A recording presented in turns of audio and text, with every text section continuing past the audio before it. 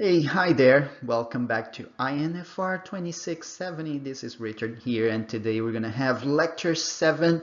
It's about serverless computing or function as a service, FaaS. Very interesting topic.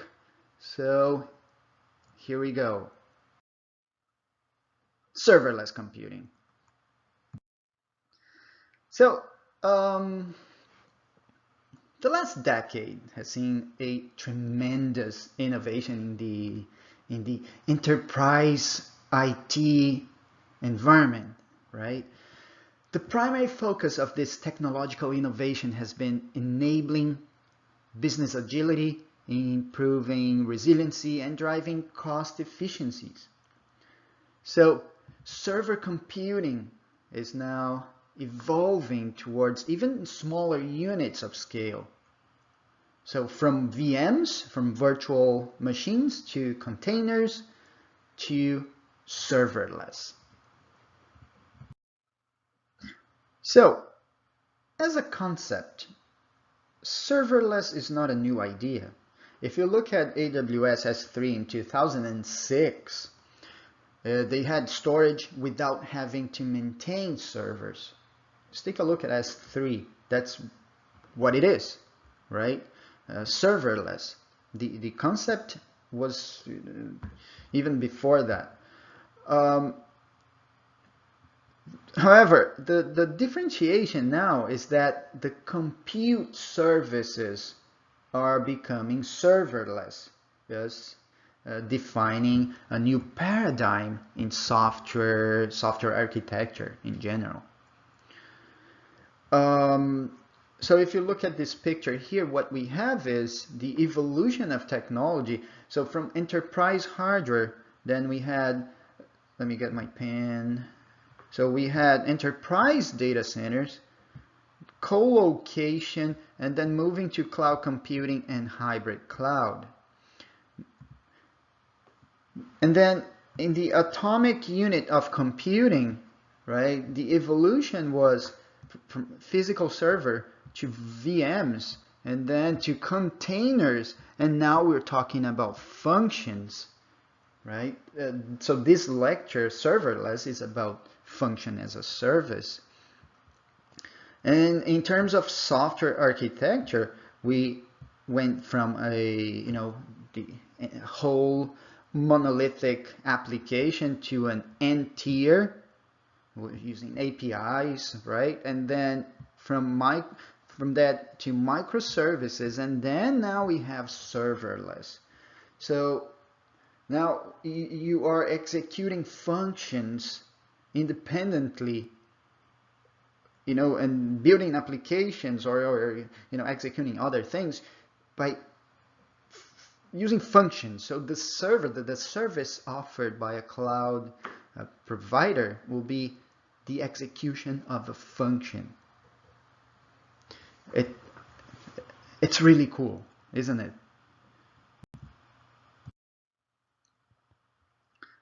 So again, just to show you the evolution of server workload abstraction that we have so far. So from a physical, we went to virtual machines, containers, and serverless, right? We discussed that before.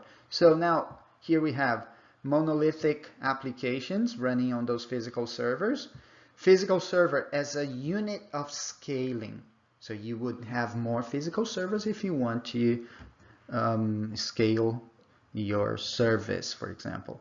The lifespan was measured in years. And then we moved to a virtual machine abstraction, right? So there is, which is basically hardware virtualization. VMs now considered a unit of scaling. You are scaling VMs, you are spawning multiple VMs, right? And lifespan could be months to years of a VM, all right? And then we moved to containers, which is OS, basically it's OS virtualization. Applications or services, they are now the unit of scaling, right? And the lifespan could be from minutes to days. And now moving to serverless. So it's basically the application runtime virtualization. Do you see how we moved from, on the physical here, from a monolithic application, then hardware virtualization, OS virtualization, and now we are virtualizing the application runtime. All right. So the resources now, they are considered the unit of scaling. The lifespan of a serverless resource or a function is measured now in seconds to minutes. If you take AWS, they allow you to run your function for, last time I checked, I believe it was 15 minutes. 15. That, just so you see how it is, so how it evolved from physical to serverless. Just to give an overview with this diagram here. So we go from infrastructure as a service to function as a service, right? So CAAS is container as a service. You can find this on the literature as well. So what I want to show you here that is really interesting in this diagram is that what do you have control over when you hire, for example, an infrastructure as a service? So you have control of this. You have to manage that basically. DOS is then the scalable unit, right? The VM running all that. And then virtualization and hardware, those are responsibilities of the service provider, the cloud provider, right? Then moving to a container, to containers, now we have functions, applications, runtime. Up to this, it's managed by the user, and the container environment is the scaling, the scalable unit. Okay, the OS, virtualization, hardware, everything is abstracted from the user, and this is managed by the cloud provider or service provider. Now, platform as a service, a little bit different. You have your functions, you have your applications, right? So you have control over this, and the application is the scalable unit. Runtime, container, whatever it's running over, OS, virtualization, software, all responsibility of the cloud provider. Now in FaaS, function as a service, look at that. Well, usually the application is managed by the user, but the function is the scalable unit, and the runtime is virtualized. All right, and this is all managed by the service provider.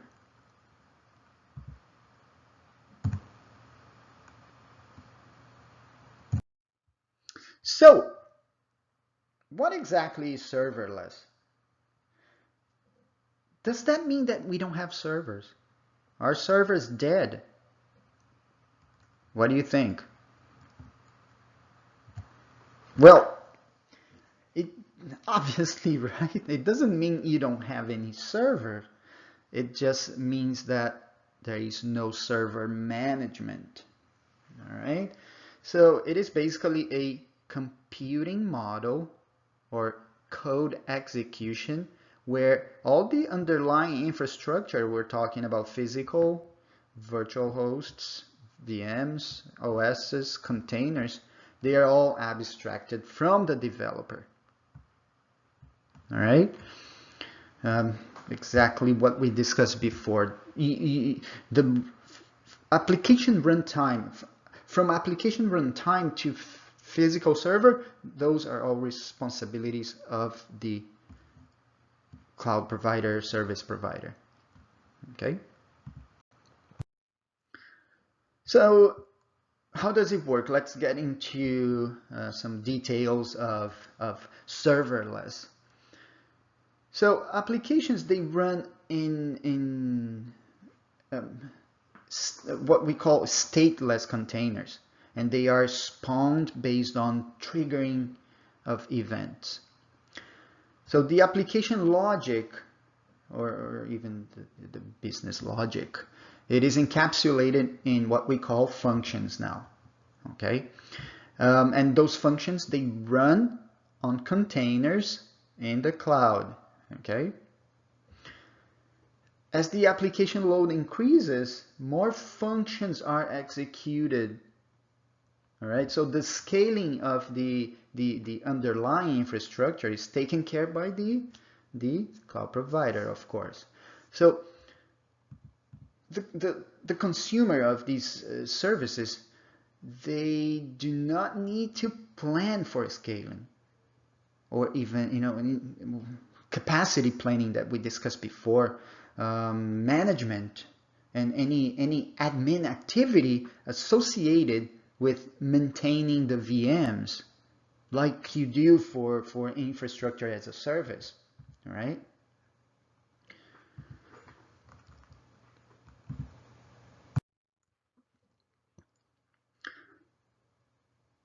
So again, while infrastructure as a service abstracts the underlying infrastructure, well, basically to provide VMs for consumption and also platform as a service, it abstracts the entire operating system and middleware, right, to provide the application development platform. Now, what we have is function as a service, FaaS. It goes one step further in terms of abstracting the entire programming runtime, and then it provides you with options to deploy a piece of code and execute without worrying about the underlying infrastructure, about the deployment, basically. All right. So some examples you can have in AWS Lambda, Azure Functions, Google Functions, OpenWhisk from IBM, and some others. They provide the same functionalities. If you look at the different functions, function as a service, they usually provide the same features. So now let's think about the technology stack, how it changed from the traditional to what we have today in serverless. So the traditional stack, you would have the network, have to worry and think about the network, the computing, and the database, right? So the networking now is inserting the serverless stack. It's the API gateway. That's all we care about. Computing now, it's a function as a service platform, right? And then database became a database as a service. So what does that mean? So for the API gateway, that is basically the communication layer between the front end and the function as a service layer. It basically maps REST APIs and endpoints with the respective functions that run the application logic or code. So now, pardon me, with servers out of the equation, there is no need for deploying and managing load balancers, for example, right? You don't care about how to run it. You just run it. That's the responsibility of the provider. So in this, the function as a service layer, then it's where, that's the layer that executes the application logic or code, and it sits within the cloud provider. The cloud provider will provide the level of abstraction in terms of executing the logic, the application logic. So you don't care, like I said, how you run your code. Okay. And then we have the database as a service. This is essentially a cloud-based distributed NoSQL database, which essentially removes the admin overheads. All right. So what are the benefits of serverless computing then? There are many, and I really want you guys to understand this and compare this to the other as a service concepts that we have. So it is fully managed. Again, you're just, hey, here is my function, run it, right? So developers don't need to worry about the underlying infrastructure, OS, middleware, language runtime, and its management and dependencies. Nothing. This is my function, run it. And it's event driven, which is interesting because functions are triggered based on events. And this triggers, for example, they could be in let's say AWS services like S3, DynamoDB, Kinesis streams, SNS, SES, etc. All of that, they can trigger a AWS Lambda function, right? So you can get triggers from other services that will execute your function. So different cloud services and existing applications that supports a trigger mechanism can initiate and launch a function. Now, scalability and availability, another benefit. Depending on the user traffic, functions scale horizontally, obviously, in a complete automatic and elastic fashion, which is managed by the cloud provider. So if the underlying infrastructure and application runtime, VMs, and everything, they are managed by the cloud provider, then all the scaling and all that is responsibility of the cloud provider. But it's something easily done within a cloud environment. It's also less ops, so meaning operational tasks like debugging, testing, troubleshooting, etc. remains, right? Obviously those are, well, you still have to do them, while the infrastructure management is fully outsourced to the cloud provider. And pay only for execution time. You don't pay for idle time. All right. So service consumers pay only for the execution, for the duration of execution of a function and the number of functions executed. When you have idle time, you have no functions being executed, there is no charge. So now let's take a look at architectural considerations. The first one is that functions are stateless. That means that any kind of resource within the function will not exist after it stops. Right? If you have a variable, a session, anything there will stop. It will not exist after. So it's very important because you have to take the appropriate measures when you're using functions. One example is if you want to store, you know, like you want to store session state, and you have to save it in a persistent database, right? Now, the second one is functions are ephemeral, meaning they persist for a certain period of time only.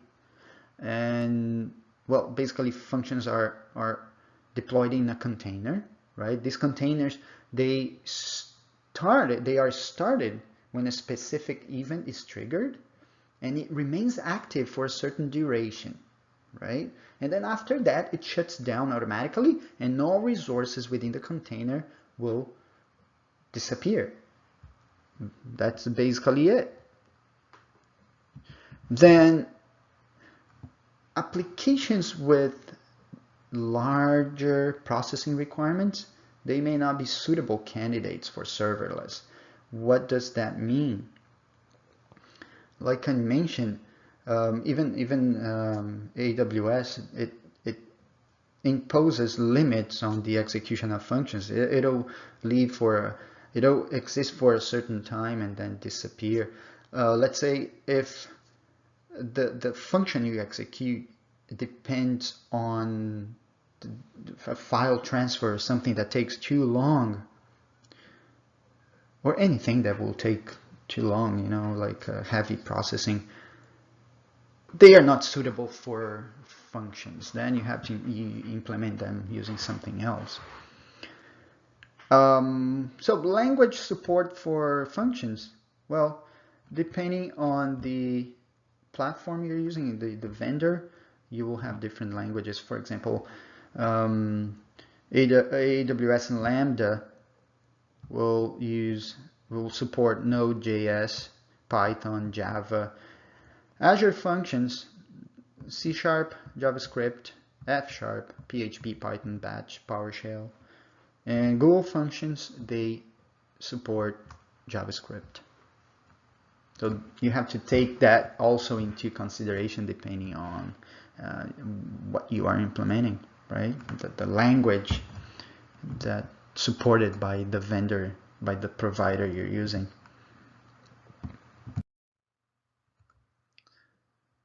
Now, how can we compare microservices with function as a service? So basically what I want to say here is that, well, before we had monolithic applications, right, that was split up into microservices. So the microservices, they are, again, independent pieces of software that they run independently, right? And they provide a specific function, like for an online e-commerce thing, you may have payment microservice, tracking, and all that, right? Put together to execute your entire app, your application. And then now we're talking about a finer grained architecture, which is based on functions. So your microservice may be executed by, running multiple functions. So here we have a very basic serverless function example. Don't worry about this. We will learn how to build some simple functions in another hands-on lecture. All right. So this one uses Node.js to display hello world. All right. It's very simple. So you have your function here with the request and response, and it'll send hello with the whatever body name is there and world.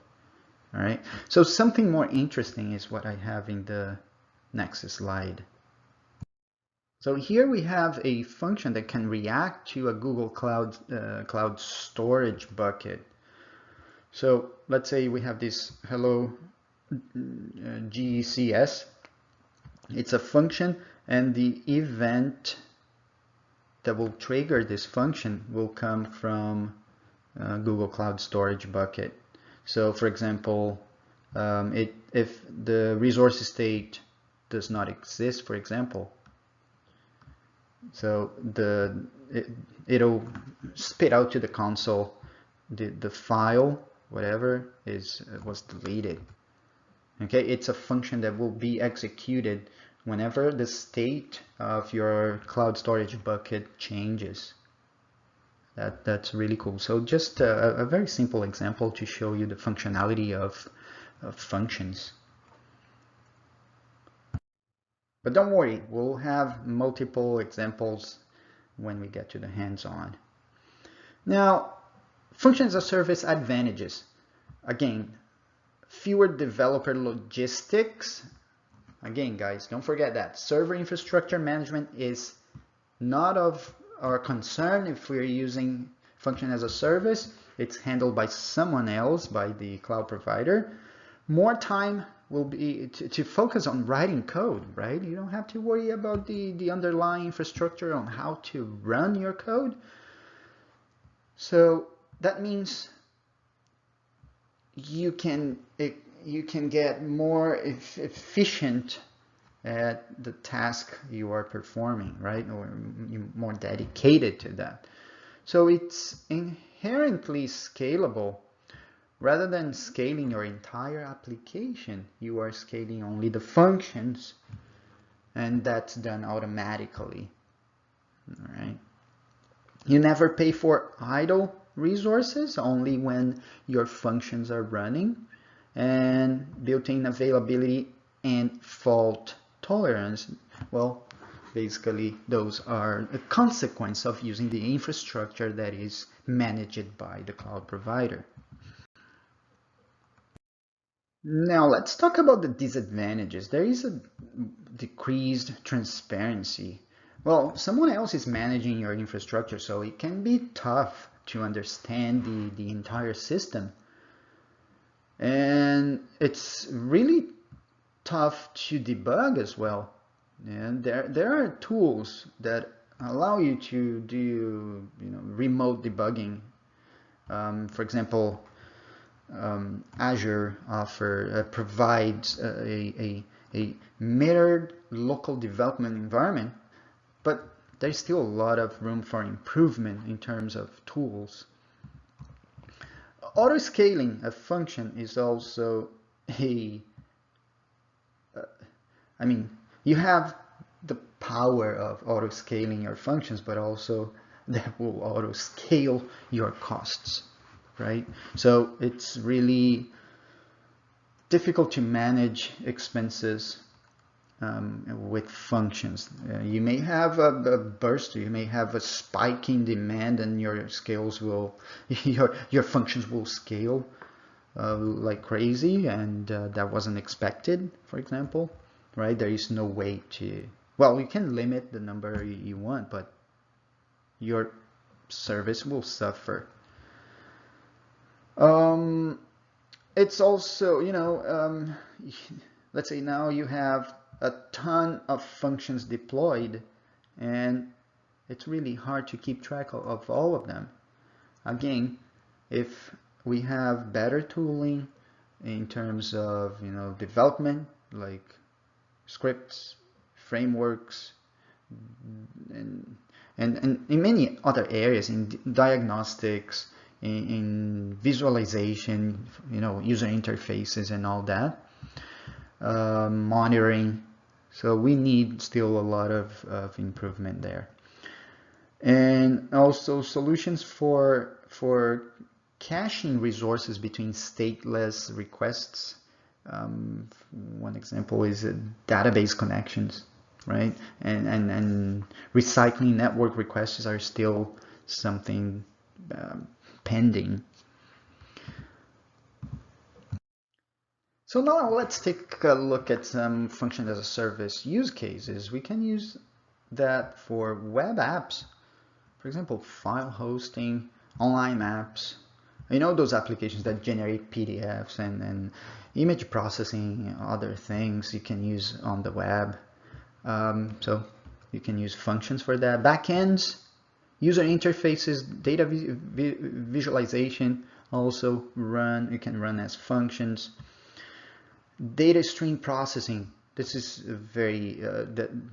a good use case that is being used everywhere. So generate video bit rates, data mining, machine learning, stock trading algorithms, and there are many, all using functions.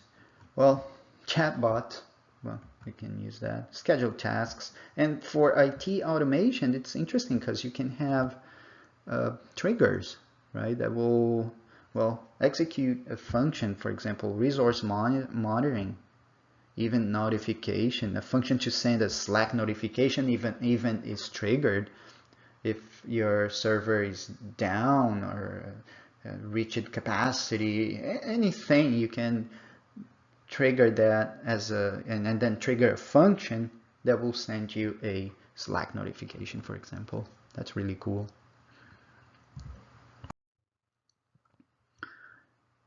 Now let's just take a look at some of the vendors we have that provide function as a service. So we have AWS Lambda. It provides serverless computing based on functions, well, all of them. Provides the cloud logic layer to run your code. Lambda functions that can be triggered as well. So basically all of them will have the same features that we discussed before.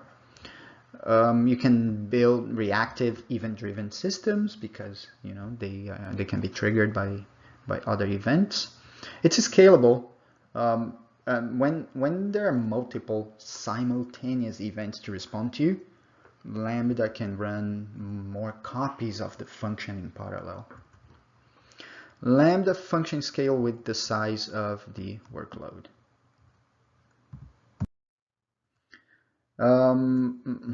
So Lambda can be described as a type of serverless function as a service.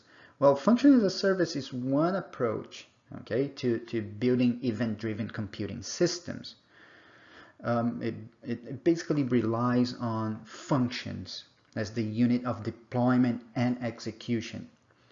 Now, serverless FaaS is a type of FaaS where no virtual machines or containers are even present in the programming model.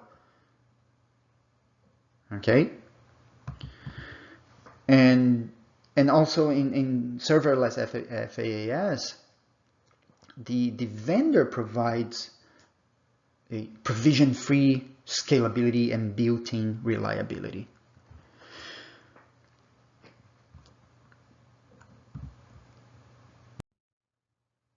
Now, Google Cloud Functions, similar to Lambda, serverless execution environment for building and connecting to cloud services, supports JS, JavaScript, Python, or Go. It is event-based like the others. It is serverless, no servers to provision, manage, patch, etc. Meaning no containers, nothing like Lambda. And pay for execution on idle time. Again, the same as Lambda.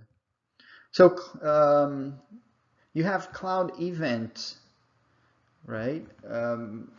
Again, all these vendors, they will provide similar features. So changes in database, for example, files added to storage system, new VM instance created, and any other kind of event you can have. So cloud events that happens in Google Cloud will trigger your function, right? And then you have a trigger. It binds a function to a trigger to capture and act on those events. Basically, an event-based function, right? Nothing different than the others and what we've discussed so far. Now, Azure functions, Well, it provides a good support for different languages, right? As the others, it's a pay-per-use pricing model. You pay as your function executes, simplifying the integration of other Azure services, event-based, so you can use triggers as well. So there are many tutorials on for Lambda, Google Clouds, Azure Function. If you're interested, you can just go ahead and try them. And then we have Open FaaS. Open FaaS is an independent and open source project, and there is contribution from multiple people. Okay, it uses Docker. That's really good. And this is the one we will have a hands-on activity with. All right. And well, by yourself, you can just go and test the other, public cloud vendors, but we will use OpenFaaS, right? And it's been used by many companies as well. So uses Docker, runs on any public or private cloud providers, used to build microservices, right, and functions in any languages. It's scalable, so our auto scale is available and open source, like I said.